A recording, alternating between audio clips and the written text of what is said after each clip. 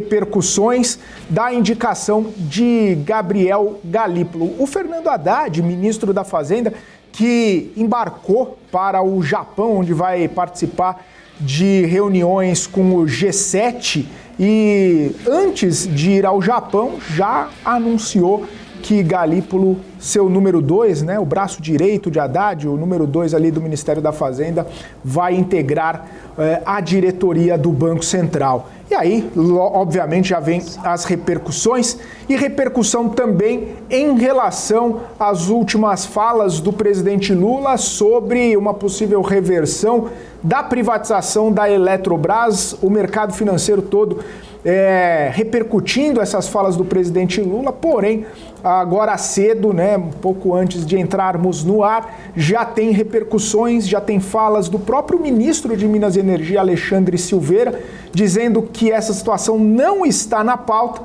e também a própria Eletrobras falando que o processo de privatização se deu com toda a transparência, toda a discussão possível ao longo de todo o processo que aconteceu no Congresso Nacional. Como disse, a gente tem também todas as repercussões sobre resultados, bancos divulgando resultado, Itaú, Banco BTG Pactual também divulgando seus resultados. Só um parênteses aqui, o Itaú divulgando um baita de um resultado, claro que estava em linha com o esperado, mas pela primeira vez o lucro líquido do Itaú foi maior do que Bradesco e Santander somados, hein? Só para vocês terem uma ideia do tamanho aí do lucro do Itaú, mais de 8 bilhões nesse trimestre. E falando do Pactual, né, do BTG Pactual, um retorno aí sobre o patrimônio de mais de 20%, né? Um baita de um resultado. Enfim, além disso, a gente tem as projeções do Boletim Focus que trouxe informações aí pela primeira vez, né, depois de 5 semanas de ver o mercado precificando a inflação para cima e para cima e para cima. Agora deu uma leve queda aí e vamos tentar entender um pouquinho esse movimento com Alexandre Cabral e Alan Gani, que já estão chegando por aqui, inclusive nesse comecinho de semana, desejar uma ótima tarde para eles que já estão aqui conosco. Boa tarde, Alan Gani, tudo em ordem? Boa tarde, Filipão, Cabral, toda a audiência, início de semana empolgadíssimo. O que houve? Não foi ao shopping? Dormi bem. Não fui ao shopping. Não foi ao shopping? Dormi muito bem, estou alimentado. É isso. Eu não estava alimentado. Ah, você almoçou então. Almocei muito bem. Semana cheia, Filipão. Já começamos. Muita coisa, hein? Já começamos agitado. A semana vem que vem, né? Tem inflação para dar e vender. Exatamente. E aí, Cabral, boa tarde. Boa tarde. Diferentemente de Alan Gani, o Cabral hoje está com o farol baixo. Não, pô, dormi tá bom? que nem... Dormiu bem? Dormi bem. Tá dormiu bem? Pô, eu saí do Rio, peguei busão às 6, onde eu acho que 6h07 eu tava dormindo. Acordei meio-dia, ali quase no final da Dutra já. Que bom. Não tenho a menor ideia do que aconteceu no caminho.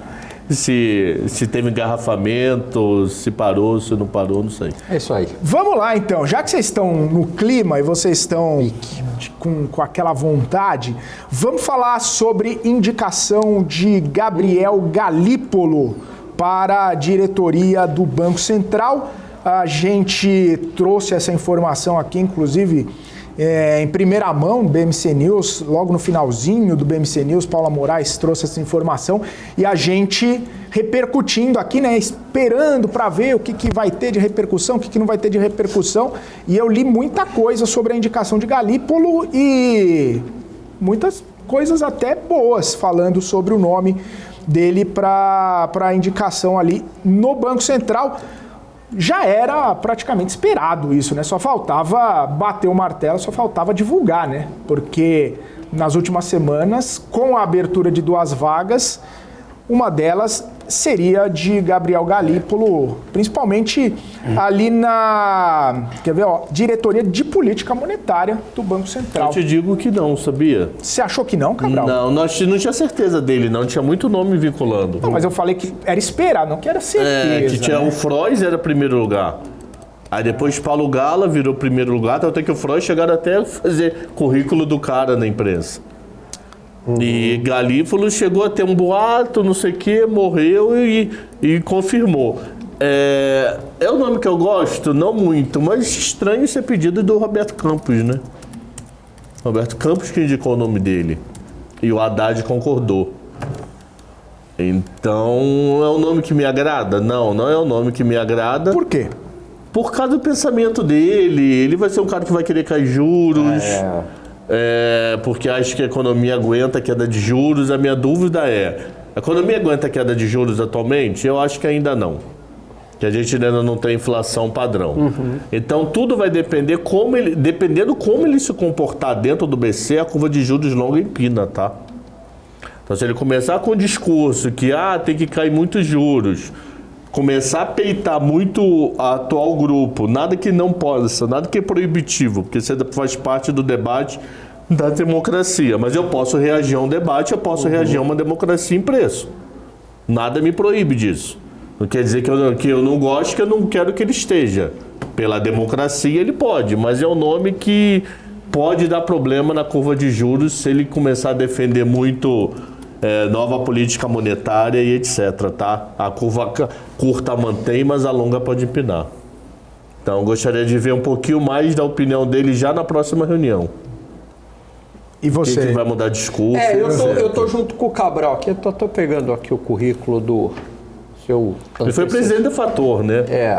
Mas não quer dizer que foi presidente de banco que também, né, é uma linha... Eu tô junto com o Cabral, assim, aparentemente, lógico, ele não é um radical, aliás, vamos falar o seguinte, dentro desse governo você tem 3 cabeças que são menos radical, né, que estariam mais a uma centro-esquerda, né?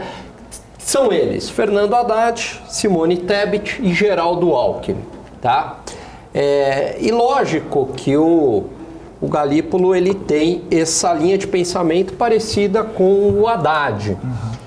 E aí eu concordo com o Cabral, acho que é aquela linha mais desenvolvimentista, é uma linha onde aceita-se, tolera-se um pouco mais de inflação, em nome aí de um crescimento econômico, acreditando que há um trade-off entre emprego e inflação, então vamos ter um foco maior na geração de emprego e tolerar um pouco mais a inflação. E para isso, tudo bem reduzir a taxa de juros, né? Até a formação dele, a formação universitária dele é de uma universidade que tem uma linha mais heterodoxa, mais desenvolvimentista que a PUC São Paulo. Então, e aqui não estou nem entrando se essa linha é correta ou não, mas é uma linha junto com a Unicamp, diferente da PUC Rio, que é uma linha mais heterodoxa, mais desenvolvimentista, onde o Estado acaba tendo um papel mais fundamental na busca do crescimento econômico, né? Tem um papel mais importante e que também confirma tudo isso que eu falei, essa linha de pensamento. O ele único fez graduação cuidado disso é o que ele passou no vestibular, né? Às vezes ele não passou para as outras. Às vezes ele não passou, e tem uma linha de pensamento diferente. Tem isso, por exemplo, eu passei para a FRJ.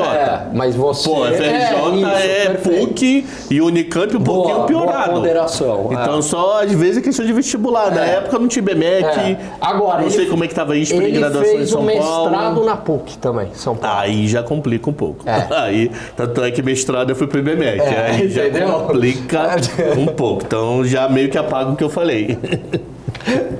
Então, assim, é uma orientação mais na economia mais à esquerda. Acho que é por isso que o mercado deu uma, né? Não está muito satisfeito. Assim, tá vendo qual é? Não vai dar o benefício da dúvida. Vamos ver a próxima reunião, se as frases já começam a mudar no meio do caminho, não se a votação ficar 7-1. Não é um nome queridinho do mercado, diferente do Bruno Serra. Aí fez feia, tal, outra coisa.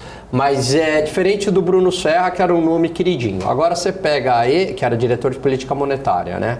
Ele já é um nome que o mercado tem uma certa desconfiança. Mas também ele não é um completo radical, não é isso. Não é que ele seja um radical, não é isso. Mas já vê com uma certa desconfiança. Será que não é um desenvolvimentista?